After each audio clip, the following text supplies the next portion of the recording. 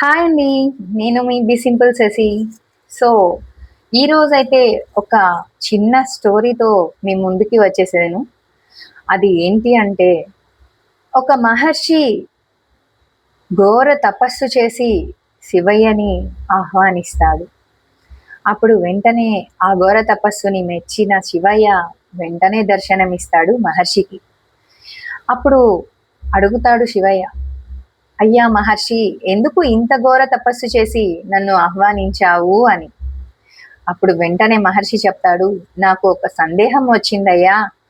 ఆ సందేహం నేను నిన్ను అడగాలి అని చెప్పి నిన్ను ఆహ్వానించాను అని. ఏమిటి అది అని శివయ్య అడిగితే మహర్షి చెప్తాడు ఇలా, జనాలు తమ తమ పాపాలను కడిగేసుకోవడానికి గంగాజలంతో పాపాలను కడిగేసుకుంటారు, గంగలో వెళ్ళి స్నానాలు ఆచరిస్తారు. సో అప్పుడు వాళ్ళ పాపాలు తీసుకున్న గంగ పాపి అవుతుందా అని. వెంటనే శివయ్యకి కూడా సందేహం వస్తుంది. వెంటనే మహర్షిని తీసుకొని గంగాదేవి దగ్గరికి వెళ్తాడు శివయ్య. గంగాదేవి, అందరి పాపాలు కడిగేసి నీలో చేర్చుకుంటావు, అప్పుడు నువ్వు పాపివా అని మహర్షి అడిగాడు, ఏమిటి అని. అప్పుడు గంగ సమాధానం ఇలా ఇస్తుంది, అందరి పాపాలు నేను తీసుకుంటాను అనేది నిజమే, కానీ ఆ పాపాలు నాలో ఉంచుకోను, నేను పాపిని కాను అని. ఆ పాపాలన్నీ తీసుకువెళ్ళి సముద్రంలో వదిలేస్తాను అని చెప్తుంది గంగాదేవి.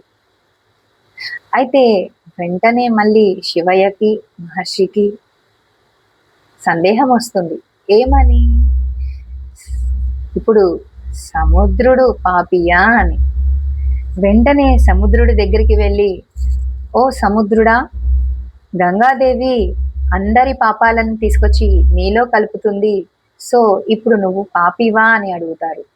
వెంటనే సముద్రుడు చెప్తాడు ఇలా, ఓ శివయ్య, నా దగ్గర గంగా తీసుకొచ్చి వదిలేసిన పాపాలన్నీ నేను ఆవిరి రూపంలో ఆకాశానికి పంపించేస్తాను, అప్పుడు నేను ఎలా పాపిని అవుతాను అని.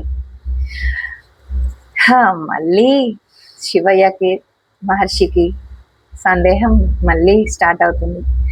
వెంటనే ఆకాశంలోకి వెళ్ళి ఆకాశాన్ని అడుగుతారు, ఓ ఆకాశమా, అందరి పాపాలు ఆవిరి రూపంలో సముద్రుడు నీకు పంపిస్తున్నాడు, ఇప్పుడు నువ్వు పాపివా అని.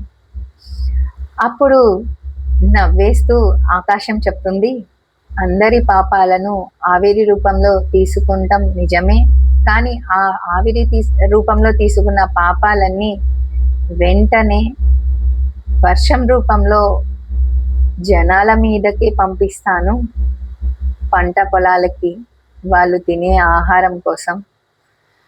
సో వాళ్ళ పాపాలన్నీ వాళ్ళకే ఉపయోగపడేలాగా చేస్తాను, ఇదే నీతి అని చెప్తుంది ఆకాశం.